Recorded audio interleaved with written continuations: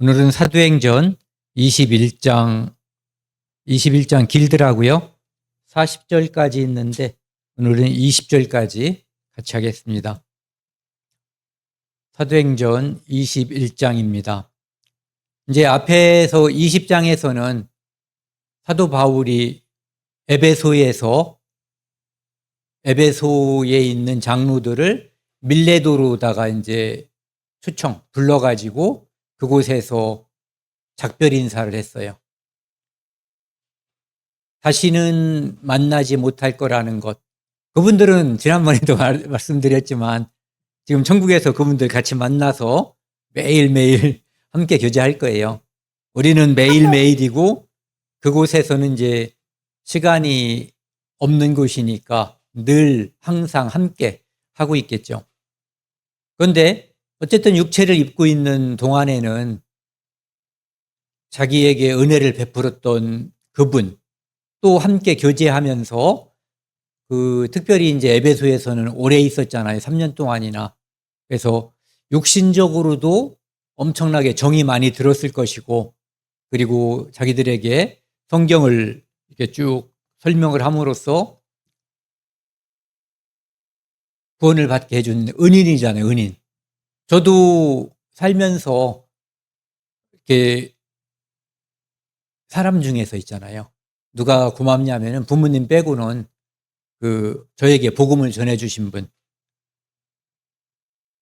저를 전도하신 분, 또 그 전도를 받고 저에게 성경을 쭉 이렇게 설명해 주신 분, 그분들에 대한 고마움, 감사함, 이것이 늘 있거든요.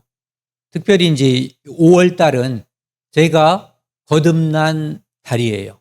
그래서 5월 달이 되면은 그분들이 많이 생각이 나요. 한 분은 이미 이제 하나님 나라에 가셨고, 다른 분은 이제 지금 외국에 사시고, 외국에서 이제 선교하고 있는데, 어쨌든 바울과 에베소 장로들도 헤어지는 것이 굉장히 아쉬웠을 거예요. 더군다나 이제 다시는 못 만난다는 것이 그냥 못 만나는 것이 아니라 죽을 수도 있다는 거. 그런 것을 이제 서로 알고 다시 못 만나는 것을 알기 때문에 더 그 이별 장면은 비장했을 거예요. 물론 슬픔도 있었겠죠. 네. 그래서 이제 우리가 그들을 작별하고 그래서 바울과 그 일행, 누가가 포함된 그 일행들이 이제 에베소 장로들과 밀레도에서 작별하고 배를 타고 바로 고스, 섬이에요. 고스로 가서 이튿날 로드에 이르러, 그러니까 고스로 가서 하루 잔 거죠.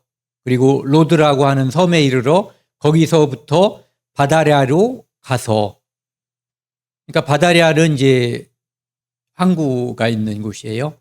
섬은 아니고 베니게로 가는 배를 만나서 타고 가다가, 베니게는 여기 먼저 그림을 보시면은 이쪽 지역, 이제 우리가 학교에서 배울 때 지도책에는 페니키아라고 나오는 여기 이렇게 이쪽에 이제 이쪽을 베니게라고 하는 거죠. 페니키아.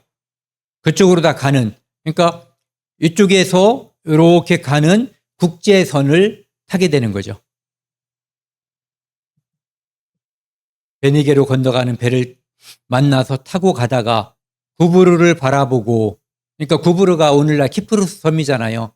아까 좀 전에 그린 그 루트로 따지면은 이렇게 N쪽에 처하게 되는 거죠. 그래서 N쪽에 두고 스리아로 항해하여, 이 사도행전을 성령행전이라고도 하고 역사서라고 하잖아요. 네. 이런 것들이 역사적으로 잘 기록이 돼 있어요. 사건과 어떤 그들의 행적, 이런 것들이. 스리아로 항해하여 두로에 상륙하니, 두로는 아까 말씀드린 페니키아에 있는 두로, 시돈, 이런 데가 이제 페니키아라고 하는 지역에 있는 도시들이라고 볼 수 있죠. 그래서 두로에 상륙하니 거기서 배의 짐을 풀려 함이러라. 제자들을 찾아 거기서 이레를 머물더니, 그러니까 지금 크게 보면은 베니게, 작게 보면 두로, 이곳에도 이미 복음이 전파돼서 성도들이 있는 거예요. 교회도 있었던 것 같아요. 보면은 제자들을 찾아 거기서 1회를 머물더니 일주일 동안 그곳에서 두로의 교회 형제들과 교제했던 거예요. 그 제자들이 성령의 감동으로 바울더러 예루살렘에 들어가지 말라 하더라. 지금 만나는 사람들마다 성령께서 그들에게 알려주시는 거예요. 예루살렘에 가면 잡힌다. 곤욕을 치른다라고 알려주는 거죠. 그래서 아까 말씀드린 것처럼 바다 아래에서 이렇게 구부로 키프로스를 왼쪽으로 끼고 베니게, 특별히 두로로 이제 항해를 해서 온 거죠. 이제 두로까지 왔어요. 그래서 두로에서 7일 동안 두로에 있는 형제 자매들과 교제한 모습을 우리가 볼 수가 있죠. 이 베니게라고 하는 곳은 사도행전 11장 19절에 보면은 이런 이유로 베니게라는 곳에 성도들이 이렇게 몰리게 된 것 같아요. 무슨 이유냐면은 스데반이 돌 맞아 죽었잖아요. 그 일로 인해서 예루살렘에서 기독교인들, 그러니까 그리스도인들이 다 쫓겨난 거예요.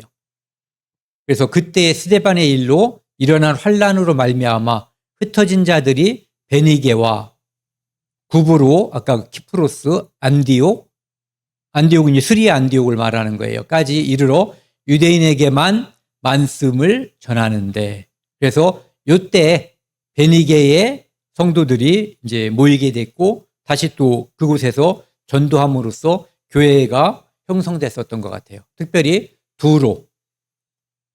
그리고 사도행전 15장에도 보면은 이 1차 전도 여행을 마치고 이제 예루살렘에 갈 때 그들이 이제 교회를 전송을 받고 베니게와 사마리아로, 그러니까 쭉 다니면서 이렇게 가는 모습이 나와 있어요. 그때도 보면은 베니게의 사람들하고 만나서 교제하는 그런 모습이 나오는 거죠. 5절입니다. 여러 날을 지낸 후, 여러 날은 아까 표현으로 보면은 1회 동안, 일주일인 거죠. 우리가 떠나갈 때 그들이 다 그 처자와 함께 성문 밖까지 전송하거늘 우리가 바닷가에서 무릎을 꿇어 기도하고,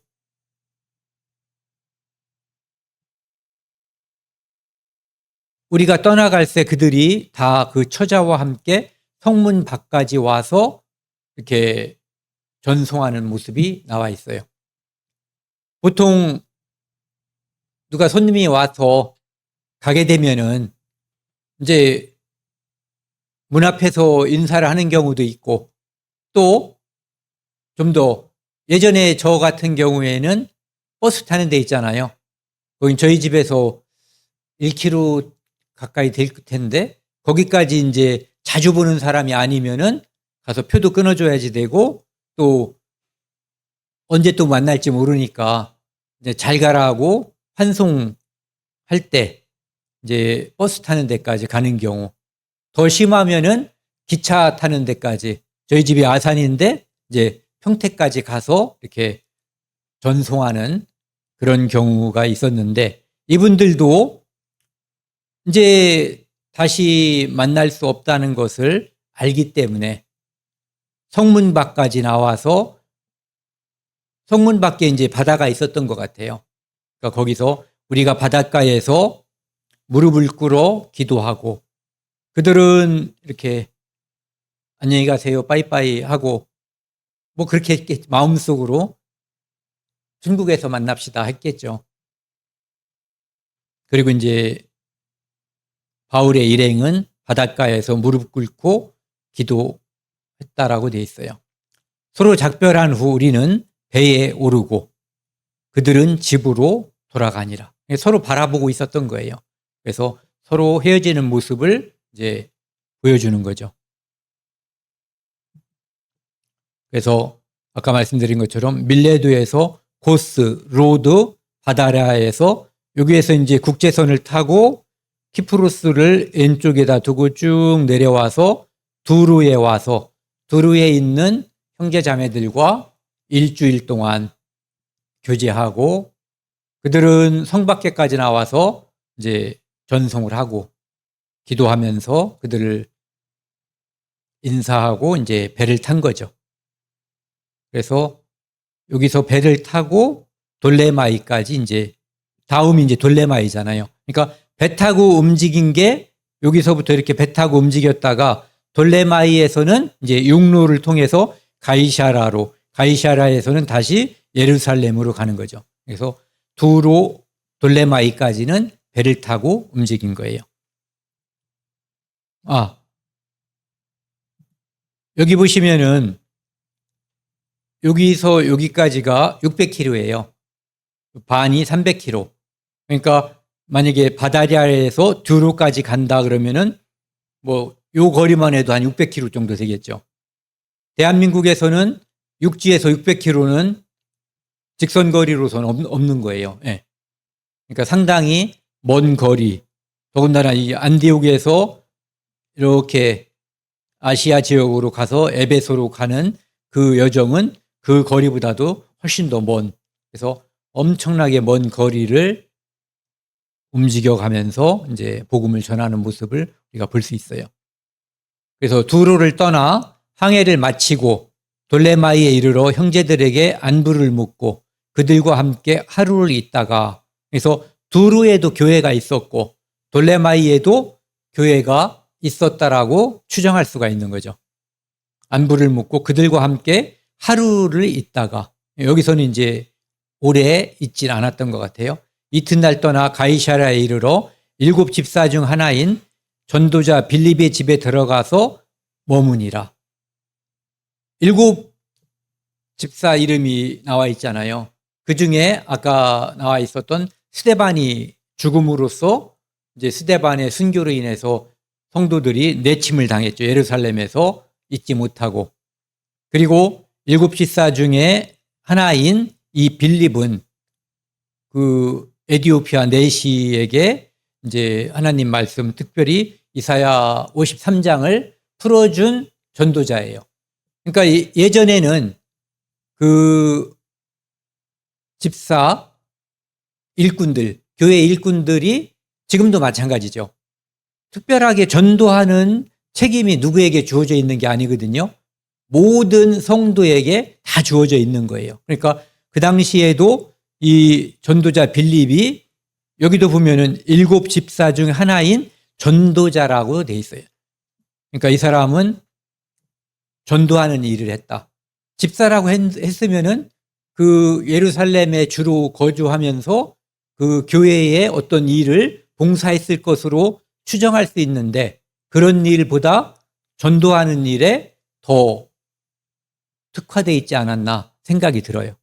그리고 이 가이사랴라고 하는 것은 7 집사 중에 하나, 이 빌립이라는 사람이 이제 나중에 젊었을 때는 예루살렘에서 있다가 그쪽에 와서 살았을 것으로 추정한다고 그래요. 그러니까 뭐라 그러죠? 노후에, 아니면 꼭 노후는 아니어도 나중에 이제 다시 정착지로 가이사랴를 골랐다라고 이제 생각이 드는 거죠. 그에게 딸 넷이 있으니 처녀로 예언하는 자라. 딸 넷이 있는데 이 당시에는 우리가 가지고 있는 이 성경이 완성되지가 않았을 때잖아요. 그리고 어떤 특정 성경이 있다고 해도 그 지역에 있는 사람들만 필사해서 가지고 있는 것이지, 오늘날처럼 성경이 전서, 합본이 돼가지고 한 권으로 누구나 읽을 수 있는 그런 책이 아니었기 때문에 이제 그 당시에는 예언하는 자도 있고 뭐 여러 가지 은사가 이렇게 펼쳐지던 그런 때이기 때문에 딸 넷이 다 이제 처녀로 있었는데, 예언하는 어떤 뭐라고 그래야 돼요? 은사, 네, 은사를 받았다라고 볼 수가 있죠. 여기서 이제 한번 그 생각을 해보자고요. 처음에 이 빌립하고 전도자 집사인 빌립과 그 다음에 바울은 언제 어떤 기회를 통해서 만났는지 나오지 않아요. 오늘의 이 만남이 처음의 만남인지 아니면 예전에 또 만나서 교제를 나눴었는지조차도 알 수가 없어요. 그런데 아마도 이런 것을 생각해 볼 수가 있죠. 만났을 가능성이 높죠. 그러니까 이 집에 가서 머물 수가 있는 거죠. 나중에 가이사랴에 오면은 우리 집에 꼭 들러라. 그런데 이 둘 사이는 일곱 집사 중 하나인 스데반을 죽일 때 바울이 주동자나 마찬가지잖아요. 그래서 그들은 어떻게 보면은 불화한 사이였었어요. 그런데 바울이 다메섹 도상에서 예수님을 만나면서 같은 편이 된 거죠. 불화했다가 그리스도 안에서 하나가 된 그런 경우라고 볼 수가 있어요. 그렇기 때문에 그 집에 가서 머물면서 이제 함께 교제할 수가 있었던 거죠. 에베소서에 보면은 이 하나님, 우리가 인간끼리, 저도 이제 어떤 사람들하고는 아직 화해를 못하고 사는 경우가 있거든요. 그런데 그리스도 안에서 하나가 되는 경우가 많이 있는 거예요. 어떤 경우냐면은 여기 보면 이제 원래 이방인하고 유대인은 어떤 경우에도 하나가 될 수 없어요. 우리 시대에는 이방인과 유대인이 그냥 사람 이렇게 똑같은 것 같은데 유대인의 입장에서, 더군다나 2000년 전에 유대인의 입장에서 보면은 유대인은 하나님의 선민이고 유대인이 아닌 사람들은 그냥 개돼지인 거예요. 이방인들끼리 어떤 사람은 왕족이고 어떤 사람은 귀족이고 어떤 사람은 노예고 이런 계급이 있을 수 있잖아요. 이거보다도 못한 거예요. 왕이 바라볼 때 노예는 아무것도 아니잖아요. 그런데 유대인은 이방인을 노예로 보는 것도 아니고 그냥 개돼지, 사람이 아닌 또 사람처럼 생긴 다른 부류로 바라보는 그런 시선이 있었단 말이에요. 그래서 그들이 하나가 된다는 것은 거의 불가능한 일이죠. 그런데 그 둘을 하나로 만드사 원수된 것 곧 중간에 막힌 담을 자기 육체로 허시고, 그러니까 예수 그리스도께서 십자가에서 죽으심으로 말미암아 성소에서 지성소로 들어가는 휘장이 위로부터 아래로 쫙 찢어져 버렸어요. 그곳에는 유대인의 대제사장만이 대속죄절날, 유대인의 달력으로 7월 10일 날 하루만 딱 들어갈 수 있는 곳이에요. 그것도 대제사장만. 그리고 그냥은 안 되고 피를 가지고 들어가야지 되는 거예요. 그런데 성소에서 지성소로 들어가는 휘장이 찢어짐으로 말미암아 이방인도 또 시대와 공간을 떠나서 어느 곳에 있는 누구나 다 예수 그리스도를 믿기만 하면 지성소로 들어갈 수 있는 길이 열려버린 거예요. 그 일로 인해서 하나님 앞에서 유대인과 이방인의 차이가 없어져 버린 거예요. 예전에는 성소라고 하는, 성전이라고 하는 것이 유대인과 이방인을 나누는 장소였고 또 율법이라고 하는 것이 유대인과 이방인을 분리시키는 장벽이었어요. 그런데 그것들이 예수 그리스도의 십자가의 피로 말미암아 하나로 될 수 있는 계기가 된 거죠. 그래서 여기도 보면은 이 둘을 한 몸으로 하나님과 화목하게 했다. 에덴 동산에서 불화하게 됐던 모든 인류가 예수 그리스도의 십자가의 피로 말미암아 하나님과 화목하게 된 거예요. 그래서 먼 데 있는 너희 이방인과 가까운 데 있는 자들에게 평안을 전하신 거예요. 그래서 이방인도 유대인도 그냥 온 인류가 다 예수 그리스도의 십자가로 말미암아 평안, 영원한 안식을 갖게 된 거죠. 그래서 한 성령 안에서 유대인도 이방인도 하나님께 나아갈 수 있는 하나님의 자녀가 된 거예요. 그 그림은 이렇게 위로부터 아래까지 쫙 찢어져 버린 거예요. 위에서 아래로. 지난번에도 말씀드렸던 것처럼 이 높이가 10m 정도 되는 거고요. 이 두께가 10cm 정도 되는. 그러니까 말이 휘장이지 거의 헝겊으로 만든 벽과 같은 그런 거죠. 그런데 그것이 하나님께서 찢으신 거예요. 이제는 언제나 누구든지 예수 그리스도만 믿으면 하나님께 올 수 있다라고 하는 길을 터주신 거예요.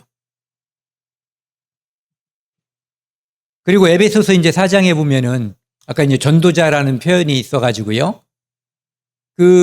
지금도 이제 교회에서 이런저런 직분들이 있잖아요.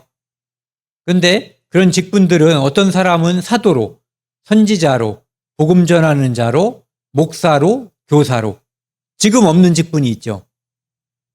지금도 복음 전하는 자, 목사, 교사 뭐 이런 게 교회 안에서 존재하지만 지금은 사도, 선지자 이런 것은 지금은 없는 거예요. 한시적으로 교회가 이렇게 성장하는 과정, 성경이 완성되기 전에 있었던 직분들이죠. 그래서 이 직분을 준 이유는 성도를 온전하게 하여 봉사의 일을 하게 하며 그리스도의 몸을 세우려 하심이라. 그래서 최종적으로는 그리스도의 몸을 세우기 위해서 한다라고 돼 있어요. 여러 날을 머물러 있더니 아가보라 하는 한 선지자가 유대로부터 내려와 우리에게 와서 바울의 띠를 가져다가 자기 수족을 잡아매고 말하기를 성령이 말씀하시되 예루살렘에서 유대인들이 이같이 이 띠 임자를 결박하여 이방인의 손에 넘겨주리라 하거늘. 지금 가이사라에 있잖아요. 빌립의 집에 있는데 이제 아가보라고 하는 선지자가 그 집에 일부러 찾아온 거죠. 이 아가보라고 하는 사람은 그 사도행전 11장 28절에도 나오는 사람이에요. 그러니까 가뭄이 될 거다라고 흉년이 될 거다라고 하는 것을 이제 미리 예언했던 그 선지자거든요. 유대로부터 내려와서 이제 지금까지 몇 사람이 얘기했잖아요. 예루살렘에 가지 마라. 가면은 봉변을 당한다라고 얘기했어요. 그런데 이제 그래도 바울이 뜻을 꺾지 않으니까 이제는 직접 행동으로 보여주는 거예요. 바울이 가지고 있었던 어떤 띠? 이 흑띠인가요? 이런 거일 거예요, 아마. 그런 거를 가져다가 자기의 수족을 잡아매고 말하기를 성령이 말씀하시되 예루살렘에서 유대인들이 이같이 이 띠 임자를 지금은 내가 나를 바울의 띠를 갖다 묶었지만 그때는 띠 임자, 즉 바울을 이렇게 묶어서 이방인의 손에 넘겨준다라고 이야기하는 거예요. 그러니까 가지 말라는 거죠. 우리가 그 말을 듣고 그곳 사람들과 더불어 바울에게 예루살렘으로 올라가지 말라 권하니. 지금까지는 다른 사람들이 바울에게 권했어요. 가지 말라고. 가면은 봉변당한다. 환란이 있다. 그런데 이제 이렇게 퍼포먼스까지 보고 나니까 우리가 듣고 나서 그곳 사람과 더불어 우리, 즉 바울을 뺀 누구야 여기 저기 누가와 또 디모데가 같이 있었을 수도 있죠. 그들이 함께 이제 얘기하는 거예요. 바울에게 가지 말라고. 바울은 가겠다는 의지가 확고한 거죠.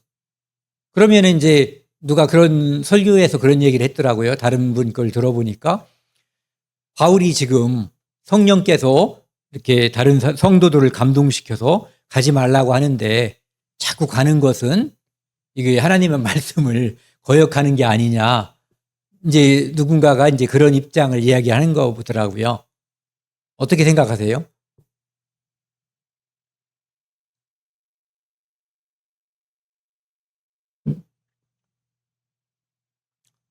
저는 이제 그런 입장이에요. 가지 말라고 하는 것은 이 사람들의 생각인 거고 하나님은 그것만 알려주는 거예요. 가면은 잡힌다라는 거. 해석은 그러니까 가지 말라고 말하는 것은 이제 바울을 아끼는 성도들의 마음인 거죠. 그런데 바울은 그곳에 가야 할 이유가 있고 또 바울에게는 또 특별히 하나님께서 아직까지는 직접적으로 예수님께서 바울에게 말씀하시진 않았지만 성령의 감동을 받아서 예루살렘에 가야 한다라고 하는 소명이 이 마음 가득 채워져 있었을 것으로 저는 보여요. 이제 그렇게 일행인 누가까지 또는 디모데까지 이제 가지 말라고 이야기하는 거죠. 그러니까 바울이 대답하되 여러분이요 어찌하여 울어 내 마음을 상하게 하느냐. 나는 주 예수의 이름을 위하여 결박당할 뿐 아니라 예루살렘에서 죽을 각오도 하였노라 하니. 이것은 이때 처음 밝힌 생각이 아니거든요. 여기 보시면은 지난 시간에 봤었던 사도행전 20장 24절에도 보면은 내가 달려갈 길과 에베소 장로들도 이제 가지 않기를 바랬단 말이에요. 그러니까 나의 갈 길과 주 예수께 받은 사명 곧 하나님의 은혜의 복음을 증언하는 일을 마치려 하면은 이거 보세요. 증언하는 일에는 이렇게 하지 않고 증언하는 일을 마치려 하면은 그러니까 그곳에서 어떤 일이 있을 것이고 그것으로 인해서 내 삶이 맞춰지는 일까지 연관되어 있을 수 있다는 것을 알고 있는 거죠. 왜? 성경 전체가 성령의 감동하심을 받아서 기록되었기 때문에요. 그런데 나는 나의 생명조차 조금도 귀한 것으로 여기지 아니하노라. 죽더라도 예루살렘에 가서 증언할 것이고 또 그 후에 로마도 갈 수 있으면 가겠다라고 하는 의지가 확고한 거죠. 그러니까 죽음까지 각오했다고 말하면 누구든지 더 막을 수는 없는 거예요. 이런 경우에 이제 가족끼리면은 머리를 깎는다든지 집에서 이제 못 나오게 못을 쳐놓는다든지 이렇게 할 수가 있는데 지금은 이제 그런 사이는 아니잖아요. 그래서 그가 고난을 받지 아니함으로 다 알고 있다 이거죠. 나도. 바울도 다 알고 있는 거예요. 그리고 그것을 이미 각오하고 있기 때문에 그들이 우리가 주의 뜻대로 이루어지이다 하고 그쳤노라. 하나님께서 알아서 하실 거다라고. 그러니까 주님께 맡기는 거예요. 이런 태도가 상당히 좋은 것 같아요. 우리가 무엇을 할 때 지금은 선한 뜻에서 의견이 이렇게 갈리는 거잖아요. 그런데 어떤 때는 둘 다 선한 의도를 가지고 있지만 의견이 반대가 돼서 이 반대가 되는 것을 서로 관철하려고 하다 보면은 의견의 대립으로 인해서 성도끼리도 뭐라 그럴까? 감정이 상할 수도 있어요. 그때 우리가 이런 마음을 가지면 좋죠. 주의 뜻대로 이루어지이다 하고 멈추는 거예요. 감정까지 나빠. 사람을 미워하면 안 되니까. 네.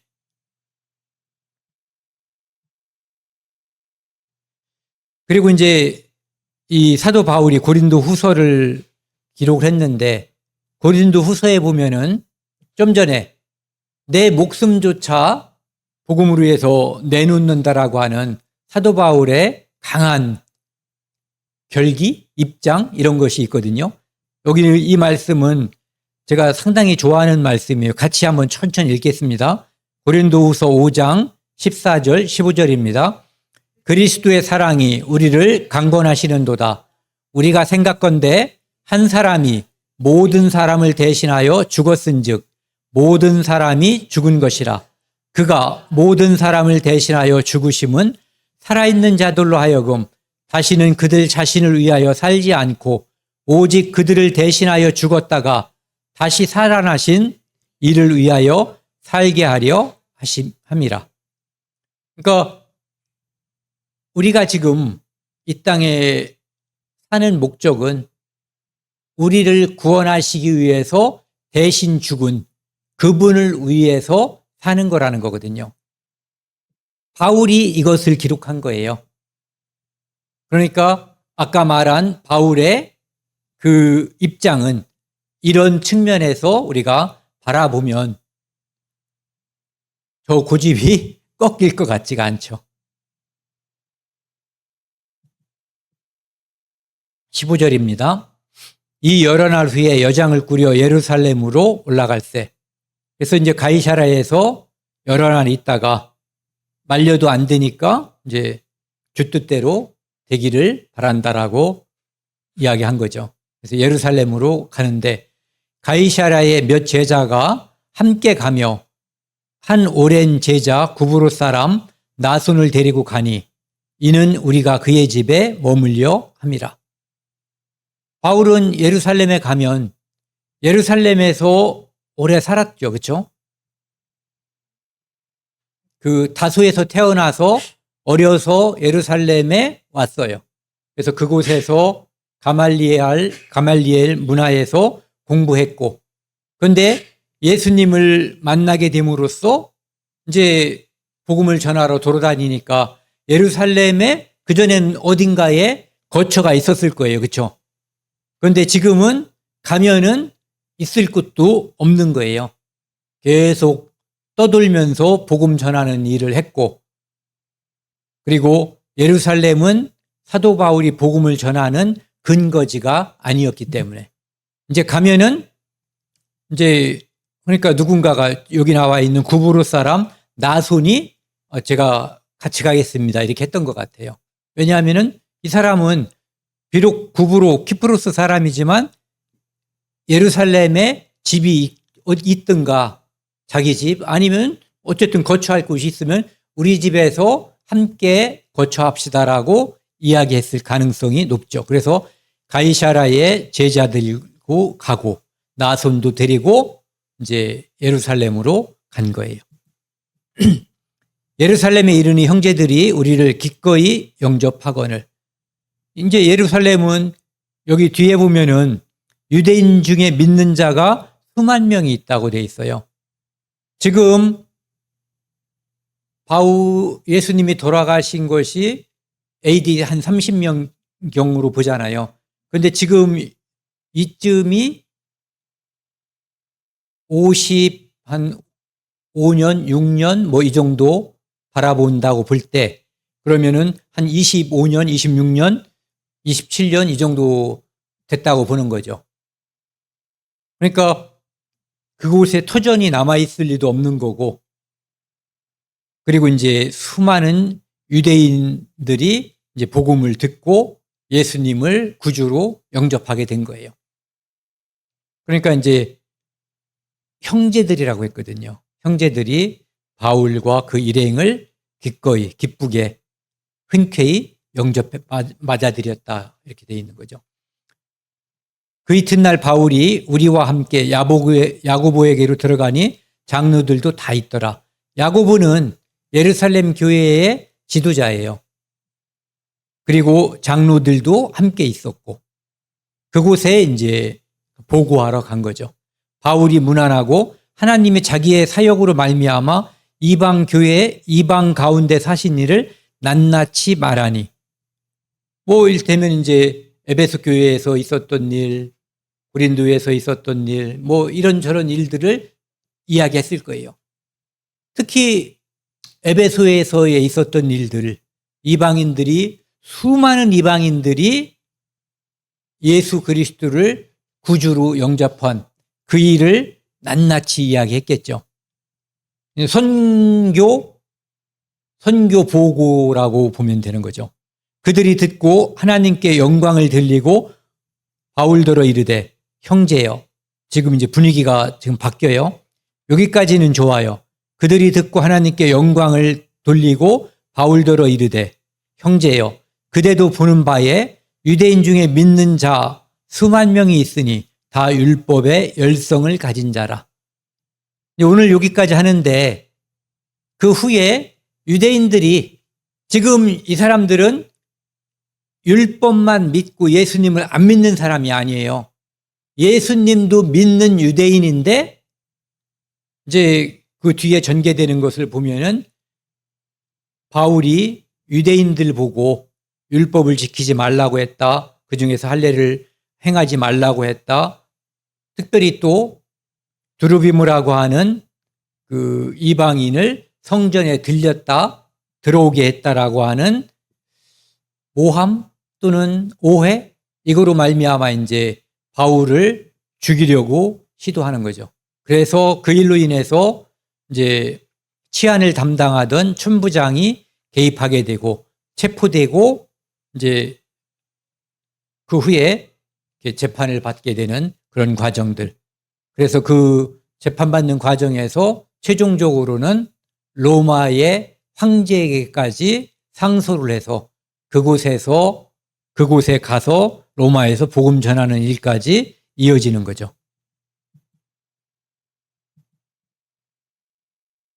그러니까 오늘은 여기까지 했습니다.